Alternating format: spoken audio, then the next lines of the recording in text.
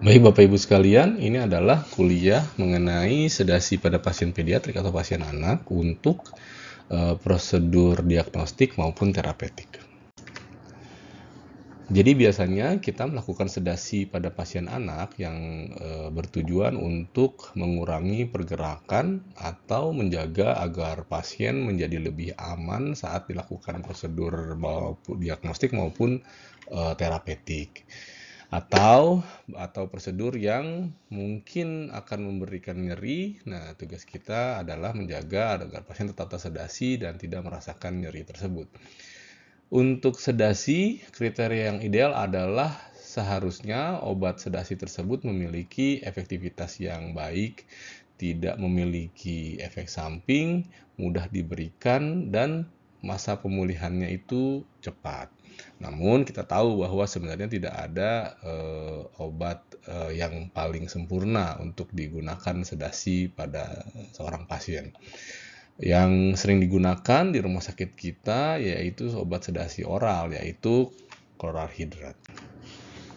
Tujuan dari sedasi adalah yang pertama kita harus menjaga keamanan pasien, lalu kita harus meminimalisir ketidaknyamanan pasien dan juga nyeri yang ditimbulkan akibat prosedur tersebut. Lalu kemudian kita harus bisa menjaga kecemasan pasien atau meminimalisir trauma psikologis yang mungkin terjadi, dan sebisa mungkin kita tingkatkan amnesia atau pasien agar bisa lupa gitu setelah prosedur tersebut dikerjakan. Lalu kita harus bisa menjaga pergerakan pasien saat dilakukan prosedur yang bisa mengganggu prosedur tersebut atau membahayakan pasien. Lalu setelah sedasi itu selesai ataupun tindakan prosedur itu selesai, kita harapkan pasien bisa pulih kembali seperti semula sebelum dilakukan prosedur itu. Ada beberapa checklist atau hal yang harus diperiksa kepada pasien sebelum dilakukan sedasi. Kita harus menilai baseline pasien atau kondisi dasar pasien klinisnya, mulai dari kondisi saturasi oksigen, lalu frekuensi napas, denyut jantung, tekanan darah, suhu, dan selanjutnya. Karena apa? Karena ini akan menjadi modal kita saat melakukan sedasi tersebut. Target kita adalah bila memang tindakan prosedur itu harus dilakukan dan sedasi itu harus dilakukan, kita tidak memberi pasien kondisi yang makin memperburuk. Harapannya pasien bisa minimal kembali seperti semula sebelum dilakukan sedasi atau bahkan bisa menjadi lebih baik. Lalu kemudian jangan lupa kita harus bisa menilai kondisi pasien, baik itu jalan nafasnya, pernapasannya, lalu secara keseluruhan pasien itu kondisinya seperti apa? Pasien yang dari ruangan kah? Pasien yang datang dengan rawat jalan kah? Atau pasien yang memang sudah kita rawat dalam kondisi kritis di ICU? Lalu kemudian ada beberapa pasien yang memang tidak bisa kita lakukan sedasi karena memberi resiko yang sangat tinggi. Misalnya pasien yang memang sudah terjadi perburukan atau yang misalnya pasien yang sudah dirawat di ICU atau NICU gitu ya. Nah, pasien tersebut bila memang kita nilai kalau dilakukan sedasi itu akan menjadi makin memburuk, maka sebaiknya tidak kita lakukan. Lalu ada beberapa obat yang kita gunakan itu bisa memperburuk kondisi pasien. Misalnya pada pasien yang memang usia muda kurang dari 2 tahun ya kita tidak bisa gunakan obat-obat nitrous oxide atau N2O. Atau kondisi pasien yang memang bisa mengakumulasi gas di dalam tubuhnya seperti pasien pneumotoraks, pasien kista paru, dan lain sebagainya. Atau pasien yang memang dalam kondisi infeksi paru yang kalau kita sedasi ya bisa makin meningkat kondisi gangguan di paru-paru tersebut. Untuk obat-obatan yang biasa kita gunakan, misalnya kita menggunakan midazolam atau fentanyl, itu juga harus hati-hati untuk pasien yang masih sangat muda atau pasien yang prematur, karena obat-obatan tersebut bisa menyebabkan apnu. Lalu untuk obat yang khusus seperti ketamin atau propofol ya ini sebaiknya digunakan atau didampingi oleh dokter anestesi. Sedangkan untuk obat yang sering kali digunakan oleh kita yaitu chloralhidrat atau sedasi oral, ini harus dipastikan pasien tidak memiliki gangguan hati. Pasien yang tidak bisa untuk dilakukan sedasi, kriterianya bisa kita nilai dari jalan nafas, lalu pernapasannya, lalu sirkulasi atau kardiovaskulernya, atau kesadarannya ya. Kalau kita nilai sudah sangat kritis, ya sebaiknya tidak dilakukan prosedur sedasi itu.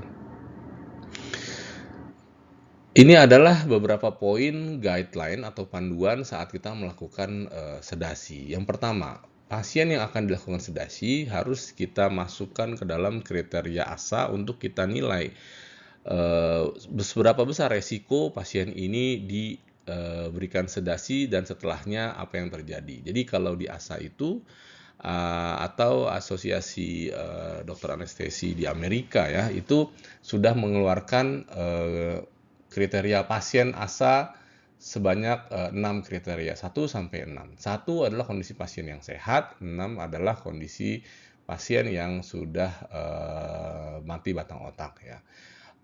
Nanti teman-teman bisa baca sendiri, artinya kalau pasien sudah di level ASA 3 dan 4, sebaiknya pasien ini tidak dilakukan sedasi tanpa kehadiran dokter anestesi.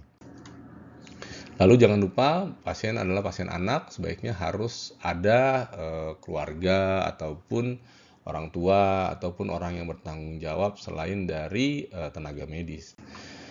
Lalu kita pastikan tempat kita melakukan sedasi memiliki fasilitas yang lengkap, baik itu airway device ataupun obat-obat emergensi atau alat-alat emergensi yang dibutuhkan bila misalnya saat dilakukan sedasi atau bisa terjadi saat kita lakukan sedasi itu terjadi.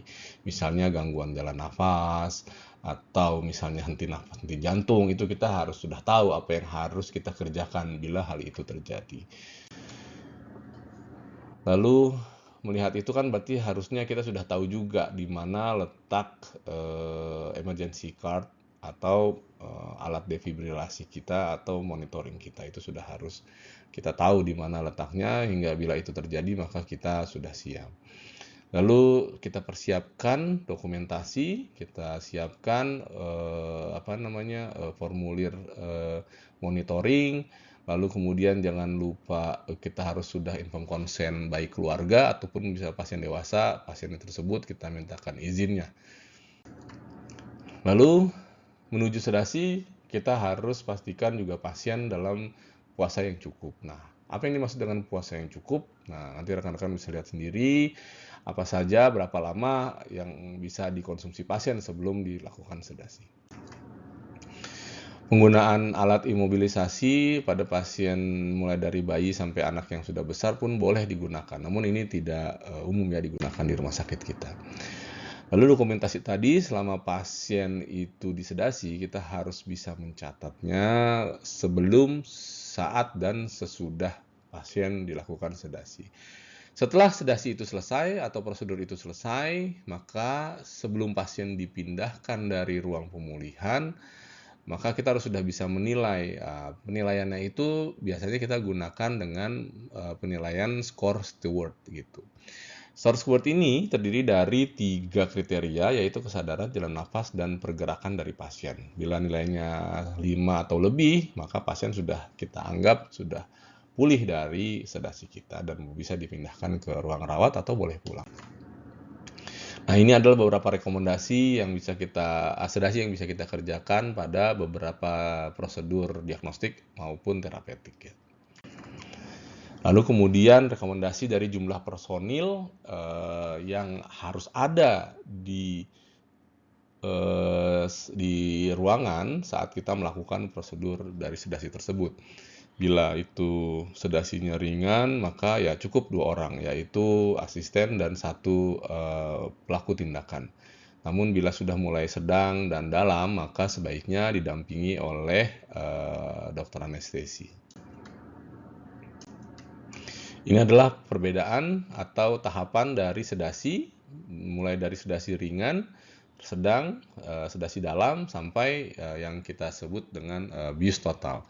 Bisa dinilai dari respon pasien, jalan nafas, penapasan spontannya, sampai fungsi dari kardiovaskuler. Lalu level dari sedasi kita juga bisa nilai levelnya dengan Ramsay Scale atau UMSS score.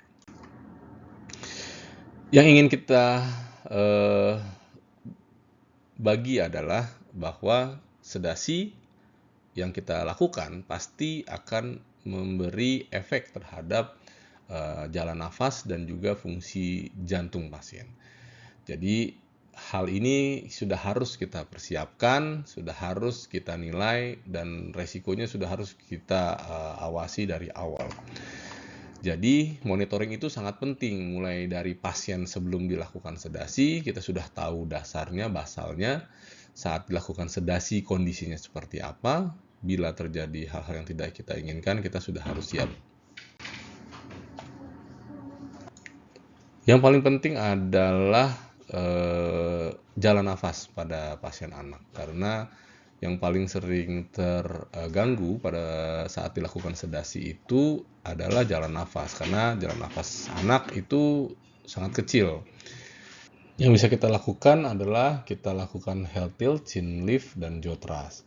Bila kita pun masih kurang optimal melakukan ini, jalan nafasnya masih belum bisa juga, ya kita pasang alat jalan nafas yang sederhana seperti oropharyngeal airway atau nasopharyngeal airway.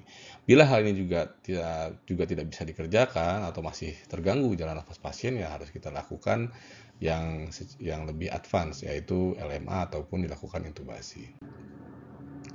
Ini adalah prosedurnya untuk menjaga jalan nafas. Kita heel tilt chin lift, lalu kemudian kita bisa pasang oropharyngeal airway atau nasopharyngeal airway. Kalau tidak, ya kita pasang LMA. Lalu oksigen yang kita berikan harus juga adekuat. Nah, ini bisa dinilai nih sebelum dilakukan sedasi, kondisi pasien menggunakan apa, atau dari awal sudah pakai nasal kanul atau dari awal sudah diintubasi. Jadi ini harus kita nilai. Kalau memang sudah kebutuhan oksigennya tinggi, ya disedasi, maka harus dibius umum. Lalu selain airway, kita juga harus bisa menguasai ventilasi. Ya, harus tersedia juga alat ventilasi saat kita melakukan sedasi. Bila kesulitan, maka jangan ragu untuk memanggil bantuan. Lalu monitoring juga harus selalu dilakukan, yaitu monitoring kardiovaskuler, minimal ada tekanan darah, nadi, saturasi oksigen. Atau minimal misalnya tidak ada monitor yang lengkap seperti ini, ya kita gunakan pulse oximetry yang biasanya bisa dibawa-bawa. Lalu jangan lupa kita buat chart atau monitoringnya, kita catat bagaimana kondisi tekanan darah, nadi, saturasi pasien selama prosedur sedasi atau tindakan kita itu berlangsung. Bila kita kesulitan atau terjadi kegagalan, kita bisa nilai apa-apa saja nih yang bisa menyebabkan pasien itu gagal dilakukan sedasi. Kesimpulannya adalah saat melakukan sedasi pada pasien anak, kita harus memastikan bahwa kondisi pasien atau saat dilakukan sedasi itu harus dalam kondisi aman. Jadi kita harus tahu betul bagaimana kondisi pasien secara keseluruhan. Jadi walaupun kita hanya ingin melakukan tindakan tertentu di salah satu bagian tubuhnya, pasien yang kita akan lakukan tindakan itu juga harus kita ketahui kondisi di organ yang lainnya. Jadi ini harus kita nilai secara keseluruhan, karena kita akan melakukan sedasi yang secara keseluruhan akan mengganggu kondisi vital pasien. Dan pasien yang semakin muda atau semakin tua sebenarnya akan memberi resiko yang sangat tinggi. Jadi kita harus selalu siap sedia bahwa pasien-pasien tersebut saat melakukan sedasi bisa terjadi kondisi yang kita tidak inginkan lebih tinggi terjadinya. Terima kasih.